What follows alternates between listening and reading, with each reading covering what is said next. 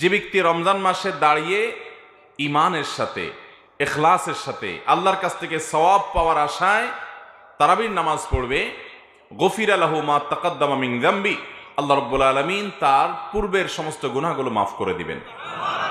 এই জন্য রমাদান মাসে একজন ইমানদার তারাবির নামাজ পড়বেন। তবে তারাবির নামাজ পড়াটা এটা আমাদের জন্য রোজা রাখার মতো এরকম ফরজ করা হয় নাই, এটা সুন্নাহ। নবী করিম সাল্লাল্লাহু আলাইহি সাল্লাম করেছেন, সাহাবা ইকরাম জামাতের সাথে গুরুত্বের সাথে এই তারাবির নামাজ আদায় করেছেন। অতএব তারাবির নামাজ আমাদেরকে আদায় করতে হবে, এটা রমজানের একটা বড় আমল। তারাবির নামাজ আদায়ের ক্ষেত্রে আমাদের লক্ষ্য রাখতে হবে খুব বেশি মাত্রাতিরিক্ত তাড়াহুড়া যেন না হয়।